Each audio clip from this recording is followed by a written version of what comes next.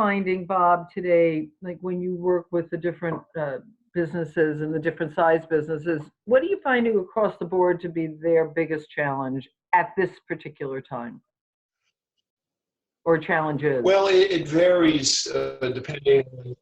Yeah, it varies on depending on their marketplace, their business, but also on their perspective. And I think a lot of people are looking at these challenging times in one of three ways. Number one, or one way that people look at it is they look at where we are right now and are doing everything possible to go back to the way it was 4, 5, 6 months ago.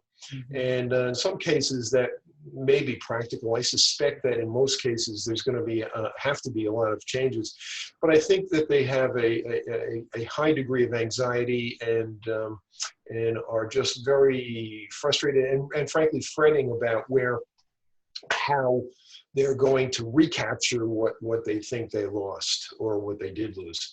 So that's one bucket people are in. The second bucket is that people are now just trying to survive, just do anything to generate some cash flow, either keep people on the payroll or keep people happy and healthy, because look, if you own a business, you're responsible for your employees' families as well as your employees when you think about it. Yeah. So so they are just, look, they are in survival mode and just doing what it takes to get from today to tomorrow. And then the third group are people that are somewhat forward-looking. They regard this kind of a downturn as a shift in way to do business. They realize that there's going to be a pivot, and they notice that perhaps in previous downturns, as things change, as normalization and stabilization happen, some of the methods of doing business will change. Other markets will open up. If you can create new products to fill some voids that will be developing, that's great. So I think that those people are optimistically looking at what they can do going forward. Now clearly, everybody probably fits into one of those boxes or buckets at one time. There's probably a hybrid version of that,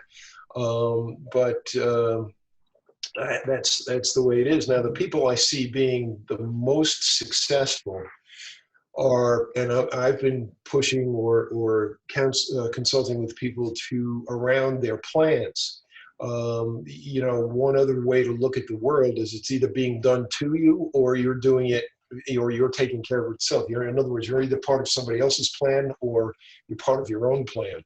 So many people don't have plans in good times, and in bad times, it's probably even worse. So I think a very frank examination of your own companies and perhaps your own personal strengths, weaknesses, opportunities, and threats. And when I say frank, I mean a good hard look without pulling the wool over your own eyes, to evaluate where you are and what some of the opportunities could be, creating a business plan essentially around those opportunities, taking into account your weaknesses and threats, and your, of course, your strengths. But I think creating a business plan around perceived opportunities and applying that to a timeline and moving forward with that plan is the way to go. And I think that works for a couple of reasons. I think that in these times when we are feeling very emotional and feeling very anxious and in the midst of losing stuff, it pays to it's great to have a plan, and in that plan it's wonderful to be able to work on small things, get some accomplishments under your belt, and move forward. One of the things that we learned, my partner and I learned way back from 9/11 and in particular and the Hurricane Sandy and some of these other events, was that in the midst of a shutdown, you have to stay busy. You have to have small little projects, small little things to get done. And that ranges for everybody, anywhere from calling your clients and making sure you're connected with them, calling up your friends and making sure that they're okay. It could be straightening out your files once and for all, figuring out your books and getting them figured out.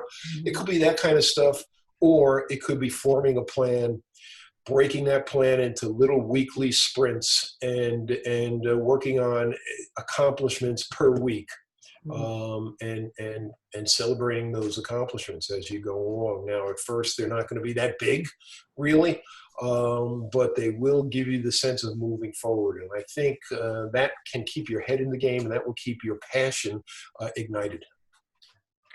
So what I hear you saying, well, there was quite a few things. One is the SWOT, the strengths, weaknesses, opportunities, and threats. So to use that when you're looking at your business to create that plan. And I think this is kind of a subset plan of your business plan, because no one was planning on something like this, because we've never experienced anything. There is no plan. There's no pandemic plan.